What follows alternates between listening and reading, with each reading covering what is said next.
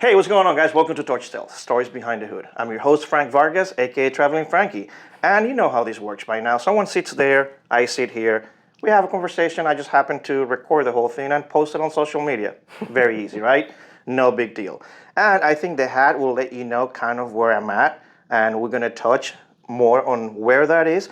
But before, let's get right into it.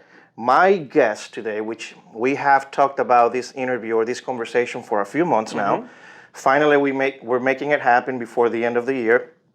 Efram Abrams, correct, with AWS. Thank you so much, brother, for finally being here with me. All right, anytime. I appreciate it. Thank you so much. You betcha. Now, before we ask about everything else, and you've seen a few of the interviews and kind of how organic it goes, tell me where we are right now. We are in the world headquarters of the American Welding Society in Miami, Florida. What is that? American Welding Society. We are the premier trade association for all things welding education, training, and certification. Kind of a big deal insofar as the D11 code and the CWI program and a wide variety of other current industry resources that is literally our job to provide to not just you, not you, Frank, but you. Yeah, I mean, it's all about me. I told you guys. Exactly. Just me. Yeah, we're not on camera. We're just two guys just talking in my office. Yeah, right. But yeah, literally all of our upwards of 60,000 members worldwide certainly are of receiving end of our content and training and opportunities to really further their careers, further their company's best interest, and quite frankly, to promote the science of welding. Nice. And allied joining processes. Cool. Awesome. And there's no way I could have said all that, so that's why I asked him. So thank you. It's why I do it. It's his job anyway, right? Pretty much, yeah. And it's great because this is what the channel is all about, promoting the welding industry, but the other side of it, the personal side of it. And piggybacking on that, where are you from? Ooh, I'm originally. You have a note there? Or, okay. It's all good. I'm originally from New York City.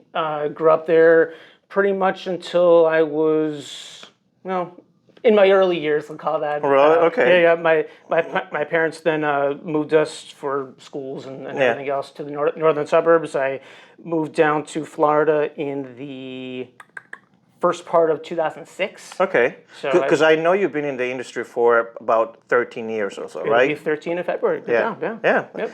Most people think I don't do my homework. I do. I just play dumb. All right. Anyway. Just wait. We only started the interview. I know, right? Homework on you too. Come on. Oh, great.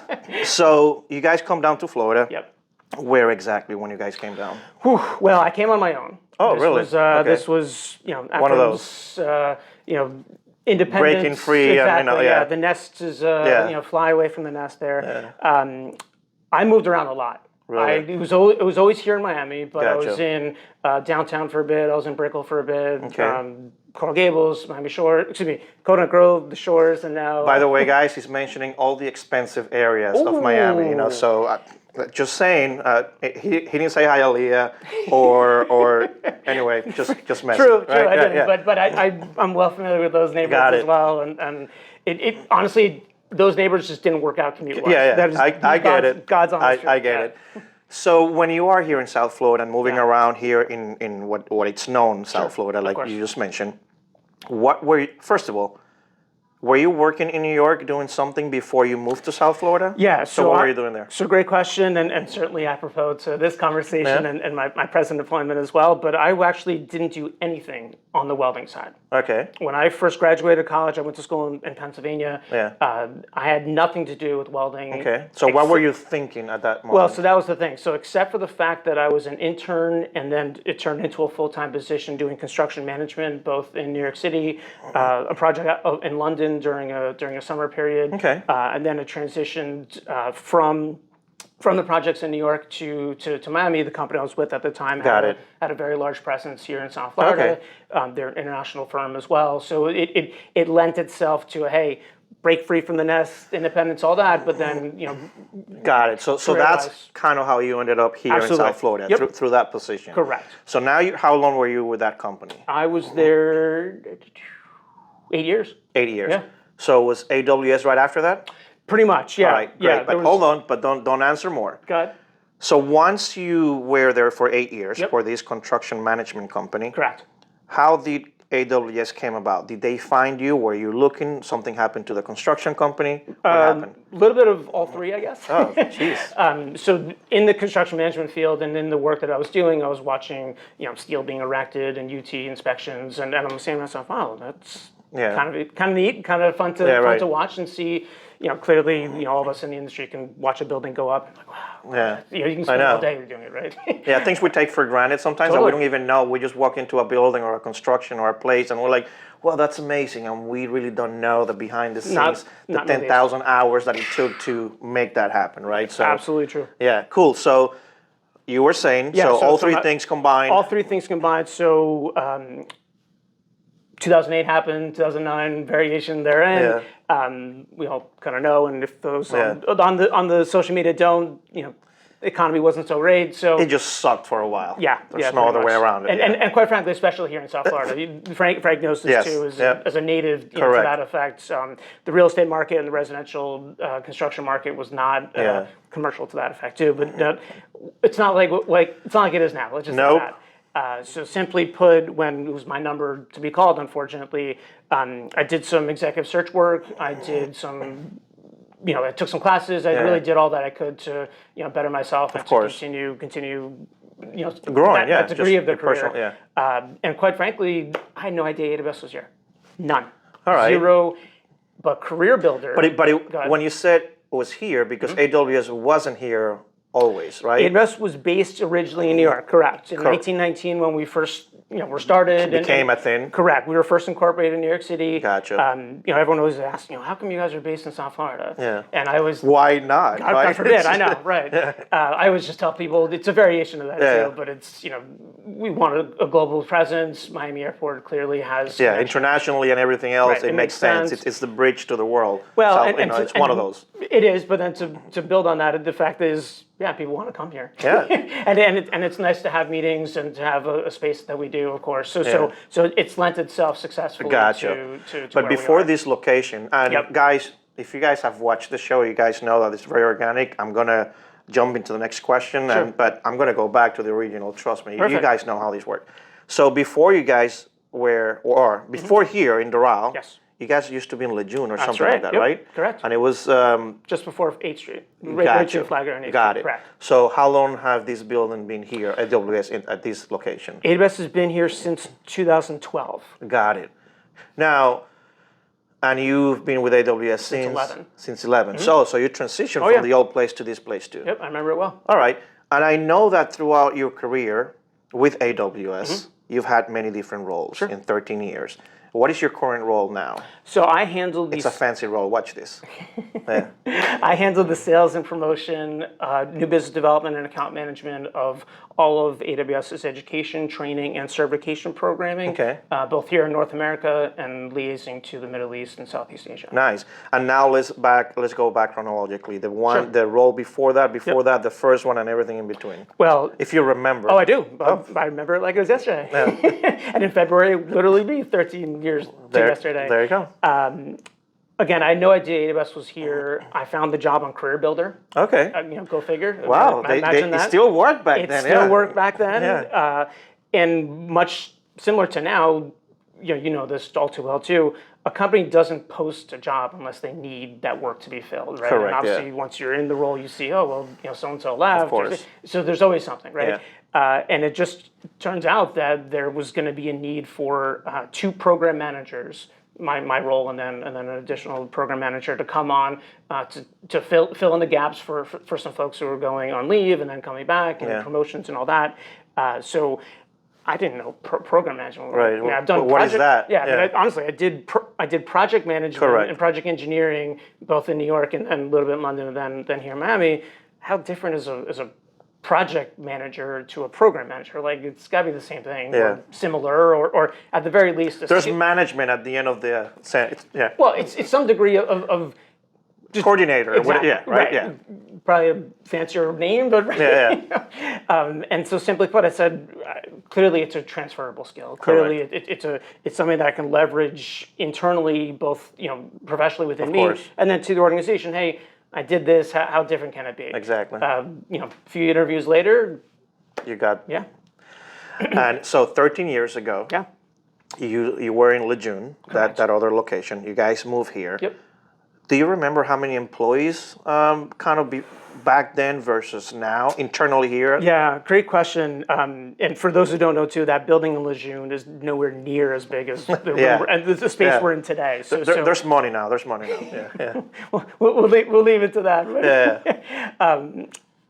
I want to say we always averaged, at least since my tenure, since 2011 on, we've been around 130, 135-ish. Gotcha. Now I think we're up to around 140, 145. All right. And that's, now mind you, I say that's not all here within correct. the confines of the building. We have some that are remote. We have some that are that are national as well. But in general, we've kind of averaged in that ballpark. And I think part of that reason is because. And by the way, I have no idea how we fit 130 in that older building. It's magic. That's a feat. That's a feat of engineering there. But part of the thing is most people sometimes might hear that number and go like, wow, so it wasn't much growth. But then take into consideration that because of technology and because things being more streamlined nowadays, you can actually do more sometimes with less people. That doesn't mean that necessarily works all the time, but technology plays a great part in not having to have 200, 300, 500 employees. It goes hand in hand. Sometimes it's a double-edged sword, but it is what it is. It's part of the world. Sure. And so that was the first position you came in. Yes. What next? And why did they promote you to the next of what you're going to tell me? Great question. Kind of a twofold answer. When one does program management or project management, you have to deal with people. Of course. Period. And AWS as a volunteer-based organization, quite frankly, not only consists of volunteers, but i.e. consists of people. Yeah. So it's how are you managing those people? How are you managing the tasks that those individuals are responsible for? In my role when I was within the program management community was overseeing the maintenance, withdrawal, and creation of new welding standards, both in the resistance welding space, the automotive welding space, maritime, oxy-fuel gas welding, machinery and equipment, thermal spray. Forgive me, I'm sure there might be one or two others. but I was hoping he forgot something. I was looking so dumb right now. When it's funny when me and some of the other program managers in standards development now always kind of go through the committees that we're responsible for. They go by letter and number, right? So C4, oxy-fuel gas welding, or D1, structural steel. So it's almost like a bingo game. Right? Oh yeah, I got that number too. Yeah. So long and the short of it was those committee members, their officers, the stakeholders, quite frankly, within those respective components of the industry, got to know me a bit, and obviously I them. You prove yourself, and Certainly would like to think so. Of course, 13 years later, I'm still here. There's a reason for it. Yeah. But simply put, both as I was kind of harnessing some of those relationships and kind of building on them, our education team was putting together a wide variety of online courses bundled together into what's now our online educational library, but it's a very early iteration of it. Yes. We didn't have our curriculum at the time. We were still doing custom training and whatnot, but it's clearly nowhere near now the way it was then. So big picture was they said, look, we need to sell this. We need to kind of ramp this up and really centralize it. How can we package it and promote it to a way where people see the value? And Hi, Efram. Yeah. All right. So that's kind of where that came about. This was the summer of 2015. And simply put, in many different iterations within the organization, that role has been, both added to and redone, and a couple of variations in between. But in more ways than one, here I am. Interesting. Yeah. What kind of kid were you growing up? What were you into as a kid in New York?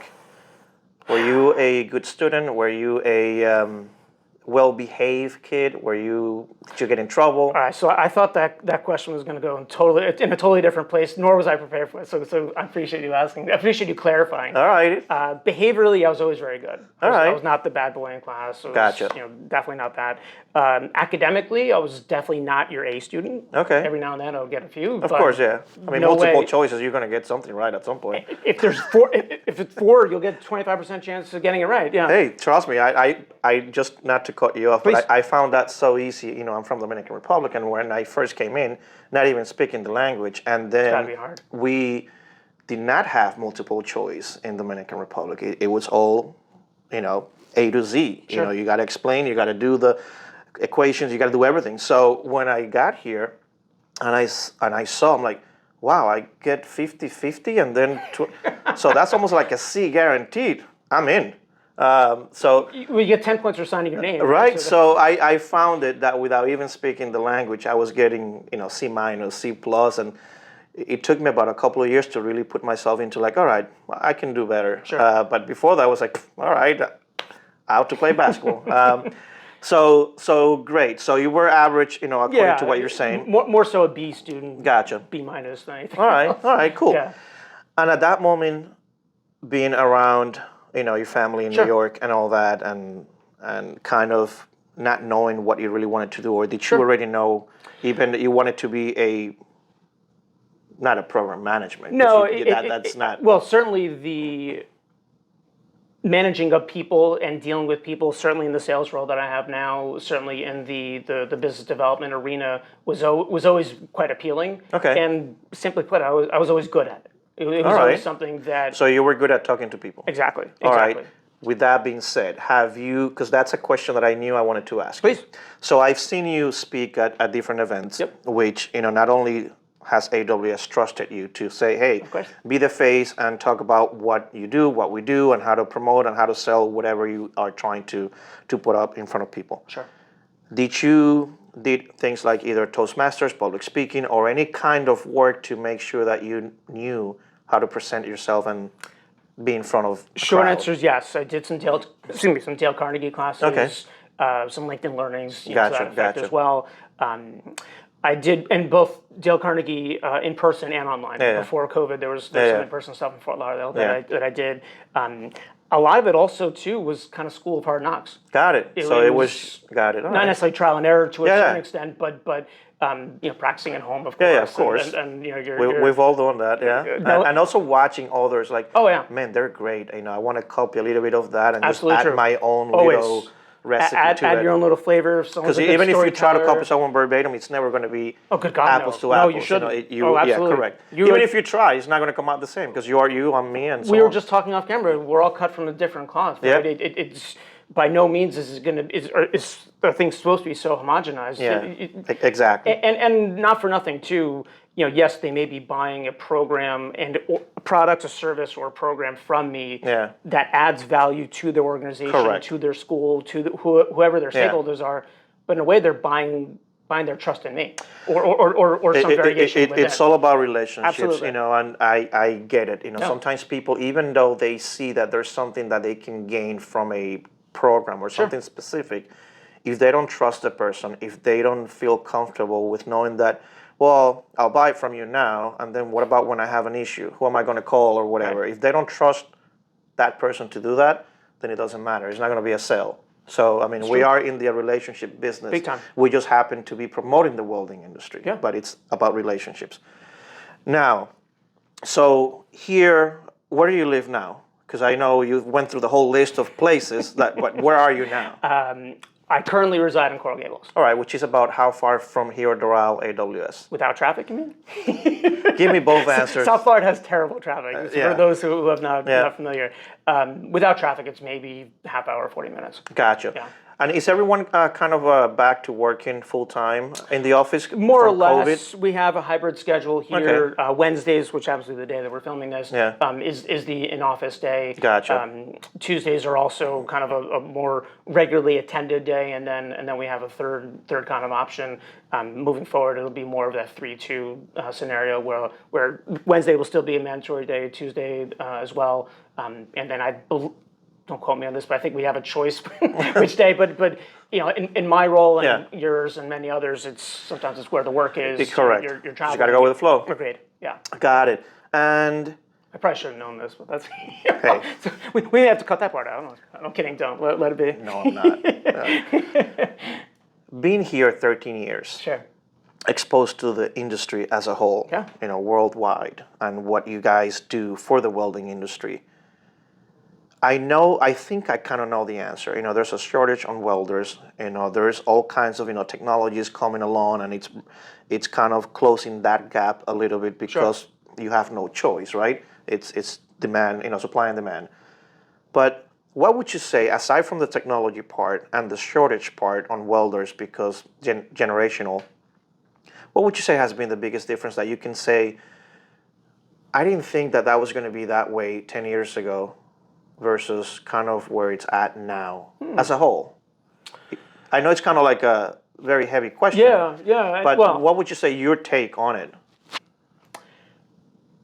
selfishly, Okay. I would, and quite frankly, I'm not just going to say this for me, Yeah. and then quite frankly, I'm not just going to say it for AWS. I would Correct. say more for the workforce in general. Yeah. It's the acceptance. I mean, there's probably 1,000 answers to this, Correct, but yeah, at least for correct. me, it's the acceptance, the wide-scale implementation and success that hybrid and or remote work has been. Again, it addresses the shortage to an extent, yeah. but it's. I mean, look, 5 years ago, do you think you were going to be doing a podcast? Yeah. It's clearly not. Maybe you did. I don't know. No, actually, I didn't even know this 6 months ago. There you go, right. But in general, I think look, again, our lines of work, we work from hotel rooms, airport, we see customers, we travel, but in general, I think could be a COVID thing, it could be just a technology. Combination of all, yeah. I think a lot of that has I'll say a lot for the successes of virtual, but the Acceptance. and the value add that can bring to. That's actually a very good answer because it's something that I don't think people really think about. When COVID, it was the one that really amplified everything. To like, oh my God, can we really make this happen? People working from, a gas station, a coffee shop, their house, whatever, and now it has become this hybrid, like you mentioned, where we have seen that it can work. So definitely that's a good point. And I think, I agree with you. I don't think that's something that I would have, I'm 46 now. I don't think, 15 years ago, if you would have asked me, can a company or an organization allow for that to happen to the level that is happening now? Probably no way. No, they want you there and they want to see you, and because they think, you're not adult or professional enough to work. Well, and you're right. I think the only but to my comment is it's role dependent. That's true. If it's a role, again, hybrid or right. If it's a manual role, of course, in our line in the welding industry, you can weld remotely. Exactly. I was just going to say, right. You may be able to learn tips and tricks and tools and whatnot, but you actually have to be there in person to do it, right? So there's getting that out of the way. The back end of it certainly has that opportunity. Yeah, no, that's a great point, and I'm glad you brought that up. Where do you see, first before the industry, but where do you see, or do you see your role morphing into something else based on the few roles that you've had so far? Is there something that you would like to see where I know we can still do better at this, or I can do better at that? Just something that you want to take on yourself. Yeah, I mean, I have pet projects and goals and initiatives I want to both personally and professionally, and then organizationally see be successful. I'd like to see us do better and or more within the state departments of education arenas, other government relations type of opportunities to really codify our AWS, but our programs into codes, into government directives, those types of initiatives. Quite frankly, I'll parlay that to a certain extent internationally as well. Other welding organizations, IAWs of the world. Again, I'm not. Of course, that's just shooting for the sky. Exactly, and now, mind you, I would also say too that my 5-year plan, my 10-year, whatever number we'll put to it. Who knows? Sometimes, right? We got to be as flexible and as organic and just be open. Absolutely. I think I've always tell my kids. I coached baseball for a long time, and I used to tell them like, look, think you're Batman and you have the belt, but that belt is empty right now. So you got to put all these tools and all these gadgets in that belt. So when you need them, they're there. So you keep preparing, keep learning, keep growing. At some point, you're going to reach into that belt and say, whoa, I have that gadget. So I agree that sometimes we don't know what's coming, but if you keep just chugging along and preparing yourself, it's when you are prepared, the opportunities knocked on the door, and I'm ready. I'm ready. Right. That's cool. Now, what are you into in your personal life? Like, what do you like to do? You're not at AWS, you just decompress in your home, sandals, shorts, whatever. What do you do? So this actually was I want to say a regret, but something I really should have done a lot more of when I first moved here in '06. COVID really kind of put that on steroids to a certain extent, and then in the lead up to it. But I got into yoga. Really? Yeah, and I'm terrible at meditation. I can't, concentrate to save Yeah. my life. Yeah. But I really got into in person, again, COVID notwithstanding, but in person instructor-led yoga classes Really? in the studio, and then outdoors during, and Yeah. a little bit now as well. But yeah, really got into that. Huh. So did you get into that because of a friend? Did you just like, that seems cool. I want to stretch better. I want to feel better. Like, what was the catalyst that? I would say, yeah, so great question. I would definitely say health-ish related, and that obviously it's just good, period. Yeah, it is. The social connections were great. The community that I started to kind of build on was that much better. Again, I really should have done this when I first moved here in '06. I mean, again, a huge regret, but Should have. should have, could have done. We've all, right. Totally. Yeah. And knock on wood, if that's my biggest regret since '06, like, God forbid. I was going to say, Yeah. I mean, obviously I have others, but that's off yeah, camera. right. That's another conversation. Big time. How much travel do you do? Wow. Depends on the year. All right. But I would easily say that it can be, well, let me think about this, at least 35 nights a year. Okay. And I'm just going off of hotel points, which sometimes comes with the territory too. Sorry, guys, I got to take a drink. It's early, it's but water. I assure you. Yeah, it's water. I filled it. At least 35 a year. Some weekends, obviously, are included in that, obviously. Gotcha. Actually, I would bump that to 40 because Fat Tech sometimes is a good week out of that. Correct, yeah. Yep, that's the life. Yep. And Which when 40 you is not that much-ish. no, actually, it's it used to be a lot more. It used to be a Yeah, lot more. it's, I would say this year in particular is certainly pushing 40. Yeah. But in general, it's been at least 60 sometimes. That's I mean, like I think I'm a road warrior, but you clearly I'll take that any day. Multiply that by 3. quite a few more numbers. So when you travel, Yep. do you like traveling? Love it. All right. Do you like traveling aside from what you are going to end up doing once you get to a location? Which is work. Present. Sell. Sure. Teach. Whatever. Do you like the traveling part because of what? I thought that question was going to go in a different place. That's twice he said that, right? I know. I have to really read him. I guess I'm going to have to find one that's like, oh my God, that's the one. Bingo, right. Yeah. Well, third time's a charm. We'll see. So, meeting new people, period. Okay. I was just going to say, depending on the day, don't sit next to me on the airplane, right? I could be that talker. But all right, I know, yeah. but I've been better at that Excuse me, now. can I have another seat? Yeah, flight attendant, get him please. away. No, I can assure you I'm far better now than I used to be. But yeah, still meeting new people, finding kind of what gets them to tick. Correct. Yeah. Quite frankly, welding touches them in one way or the other anyway. They just don't know it yet. Yeah, exactly. Yeah. Once we start talking to them, we soon find out.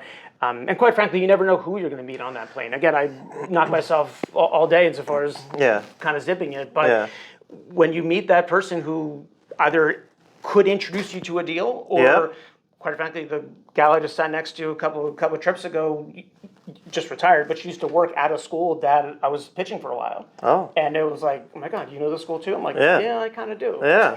I'm trying to. Anyway, Hey, you could have been help. I get it. But I understand that. You never know. Never know. You never know. Never. And what about, do you go sightseeing? Do you check things out when you're, like, hey, I'm going to take this half a day or this day on the back end, front end, whatever, and just kind of do things for yourself? Yes, although it depends on the event, depends on location. Of course, yeah. The timing of the whole thing, I mean, look, I never would have thought I would ever travel to Spokane, Washington, but I did. I had a great meeting there, great conversations. It's a beautiful city, by the way. Yeah. I'm sure there's places this year in particular you've been that you never really thought you would go to. So you purposely, obviously, purposely have an agenda. Of course, I've never been there. I heard this. Let me go check that out. But that's look. Awesome. You go to Vegas, you go to Phoenix, you're going to see the Grand Canyon. Correct. Yeah. Let's be honest, right? Yeah. Hoover Dam. So yeah.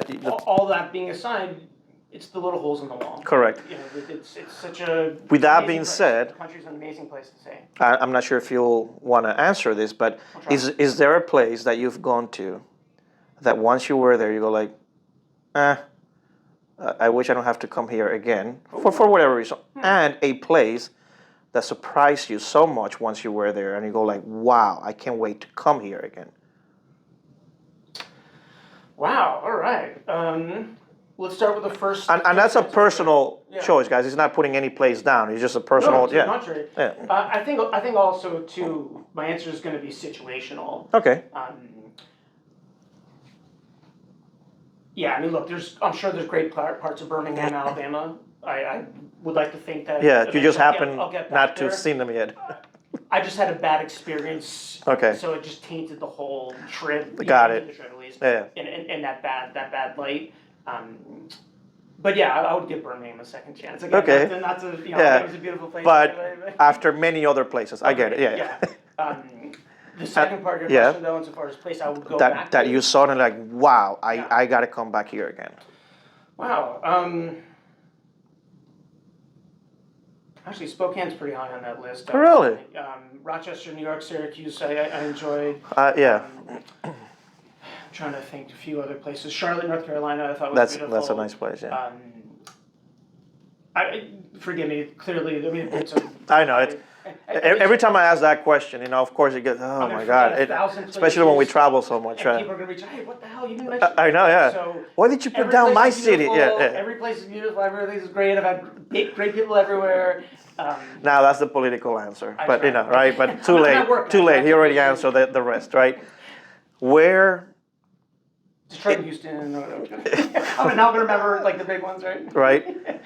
Where is AWS trying to head for 2024? What is the main goal? Because the goal is always going to be the same. We gotta expand, we gotta close the gap, but aside from that it's been the same thing for the last 5-10 years, right? Sure. It's always the same goal. Sure. But what is a new thing that AWS is trying to do in 2024? Well, I would, and there's part of me wants to say stay tuned because we're gonna have a staff meeting about that in another couple of weeks in the beginning of the year. All right. So part 2 of the episode. There you go. Yeah. I will say that probably the refinements or better concentration on those initiatives will Okay. be, again, I don't foreshadow anything, I don't know yet. Yeah, right. I would imagine that that's going to be a big part of it. That a defend the core initiative, if you will. Look, CWI is a huge part of what we're known for. Correct.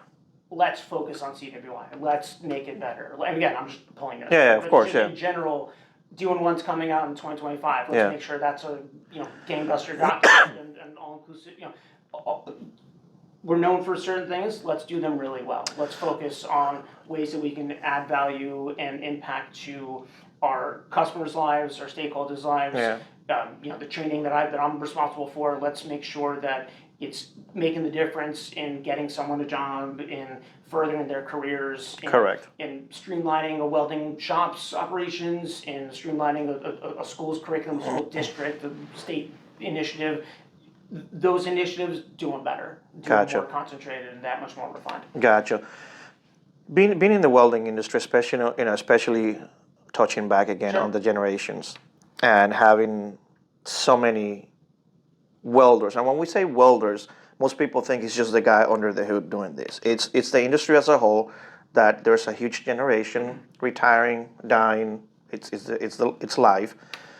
How are you, or how? I know kind of how, but how are you guys making it cool and attractive to the younger generation for them to see this as their future? And there's many different answers to that. And I know that you guys have done certain things to try to promote through the younger generations. But how do you make it cool for them? Because that's the only way you can actually touch that generation. If it's not interesting, if it's not cool, Right. they don't care. They don't want to do it. Well, and it's not just cool; it's relevant, right? Correct. Yeah. They want something relevant, back where yeah. it's not like, oh, I'm working 10 hours a day and look at me, I build this or I welded that. Sure. It goes beyond that for them. Yeah, I mean, I think it's just like anything else, right? You have to touch that spark in someone. Correct. No pun intended.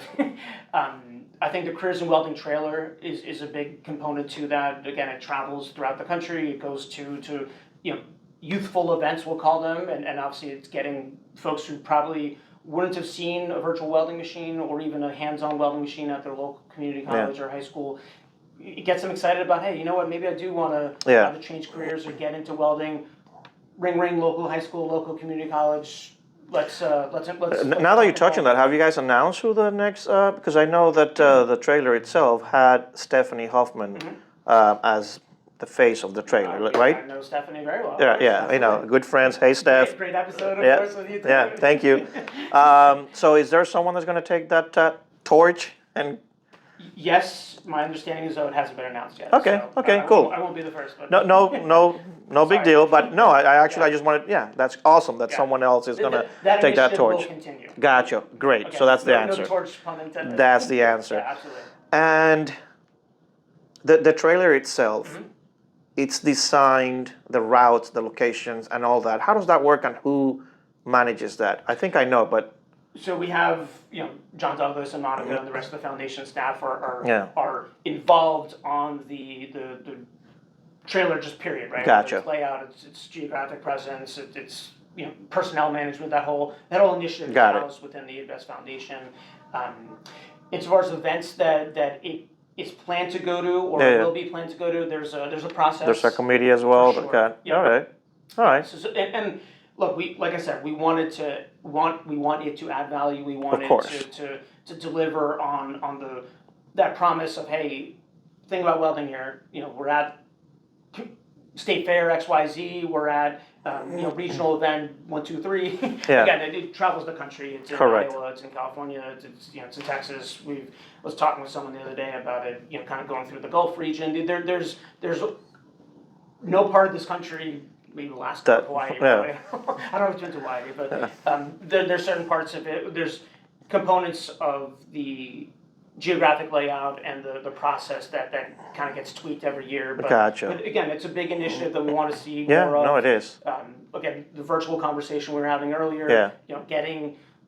Going to where people are. I mean, if a student is more of a pulling out my hand like it's my phone, but if I pull out my phone from my drawer, if someone's on their phone, we need to be there too. No, that's where it's at, and I think because when you are reaching the students now, you're not planting that seed for today. The students, it's for the longevity of AWS and the industry. Sure. It's when they come out, are they gonna remember? Hey, AWS, I want to be part of it. I want to become a CW. I want to become a CW, and everything else in between. So, yes, that's the future, and that's planting that seed for the next generation. And I think you guys are doing that very well and exposing that. I think you guys have to. This is my own personal take, that use that same generation to promote you guys as well, and kind of work hand in hand. Sure. How do you get them to do that and believe like, hey, here and whatever, however that works, and that's the magic pill, right? Finding that recipe. Sure. But I think they have more access to their own, of course, than any one of us. Yeah, I mean, look, I like we said, we travel, of course, but when I speak to section meetings, whether it's the student section or even the main section. The attendance at those meetings, and like if I need to tell you, you're the first vice chair of South Florida, right? The attendance at those meetings are, if we're lucky, it's a healthy mix between a under 40, under 45 population and then a bit older.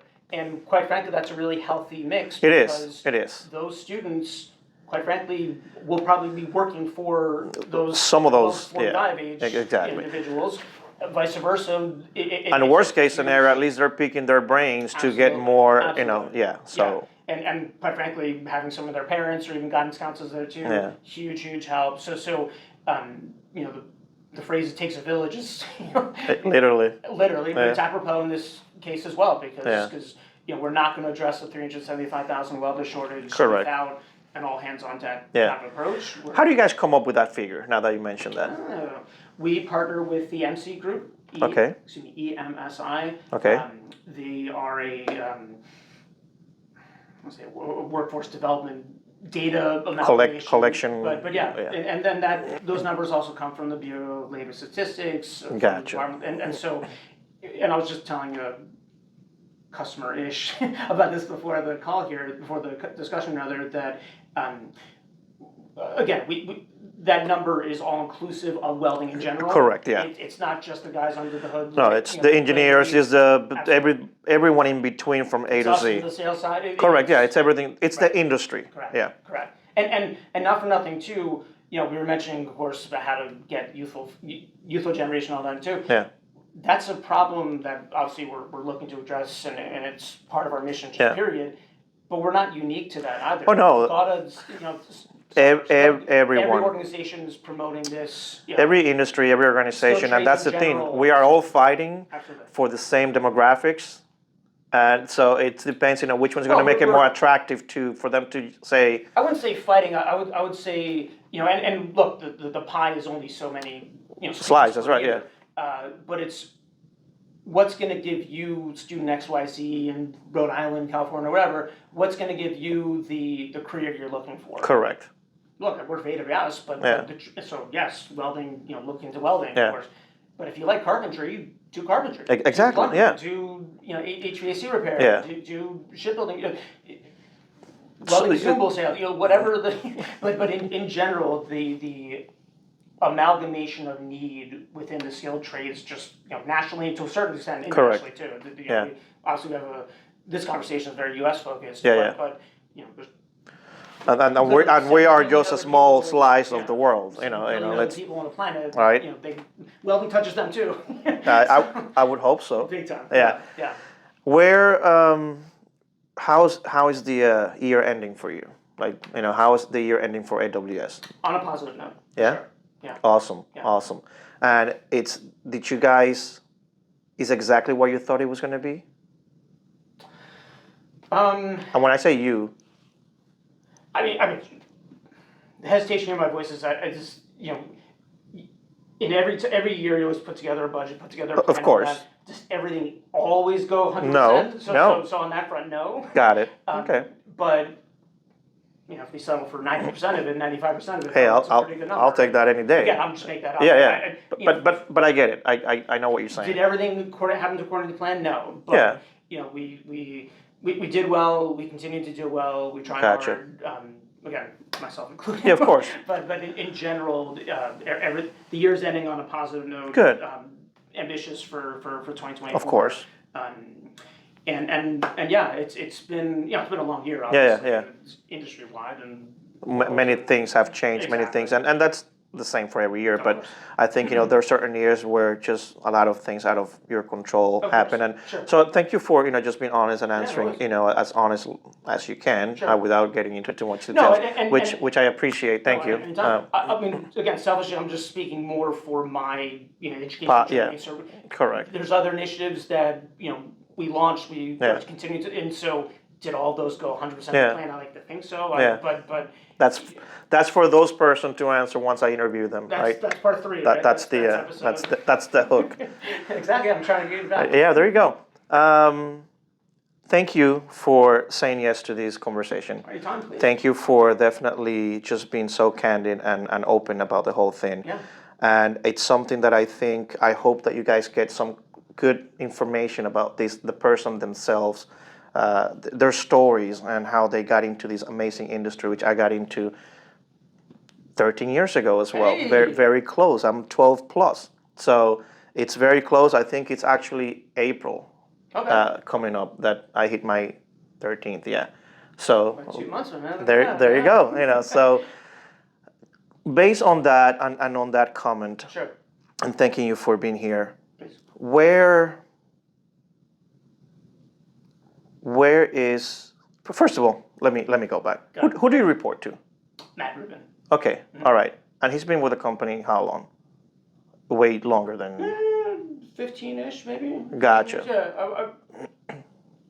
Yeah, 15, 16 years, somewhere around there. Okay. Yeah. And are all the positions in AWS already, I'm going to use a very poor choice of word, but spoken for? Like, or do you still We're are? hiring, please. Yeah? AWS.org. So what kind of positions are you guys kind of that you can come to your mind right now that are the? I mean, some of our strategic goals, to your earlier question about growth and whatnot, certainly is on the IT front. So we're Okay. I know, again, I'm just going off Yeah. recent emails and recent postings. IT is we're looking to kind of build on that. Okay. Certification, customer service processing. Gotcha. I believe there might be a marketing position available. Again, AWS.org. Got it. /careers. Plus, by the time this episode comes out, probably Right. some of those are already plugged. That could be too. So That could or be maybe not. And when you see it, now you know. AWS.org careers. There you go. Anything else you would like to share for the anywhere between 50 to 1,000 watchers out there? Yeah. Right. Yeah. Well, I mean, simply put, I would love to, again, thank you for coming, and thank you for giving me the space. We always like having volunteers there anyway, Yeah. and of course, the media type. I'll Yeah. tell you now. You're part of the media. Ooh, I know, yeah. right? No, I mean, just on my end, if viewers, readers, and listeners on this video want any more information about our education, our training, our certification programming, please feel free to reach out to me at any time. Again, I think both from an academic perspective as far as schools and the curriculum and workforce development initiatives for on-site training and certification testing, we've seen some great successes and progress made on really getting, like I said, getting to where people are. Yeah. I think the curriculum and the on-site training for the schools and community colleges, workforce development funded, is a great way to do that. For the companies who are interested in either augmenting their existing training, furthering it with regards to both that same on-site training and or online opportunities, be more than happy to get on a call, jump on the conversation, jump on a plane like we were mentioning earlier. It's certainly something that, again, I enjoy, the organization certainly benefits from, and quite frankly, the industry does too. The programming and the mission that we serve really is that dual-funded, dual mission. It's getting the science and application of welding into the hands of the folks who are actually going to do the job, do the work. It's getting folks trained, to getting them certified, but it's also helping us as individuals, and it's quite frankly helping the country. Yeah, it's a win-win on all sides. Absolutely. So thank you for sharing all that. Absolutely. Because I think definitely there's a lot of people out there that don't know exactly how to go about most of these things. And sometimes, it's just having these conversations or at least being exposed to it. You betcha. So thank you for sharing that. I hope you guys got something out of this. Efram, thank you, brother. Amen. I hope it was as harmless as I said it was going to be. And I hope I don't have to cut anything, because in fact, he was great. You're good. We're good? All right, cool. Well, guys, thank you. Thank you very much for watching. You know how this works. All right, thank you. I'll be with somebody else, somewhere else, some other time. Take care. Okay.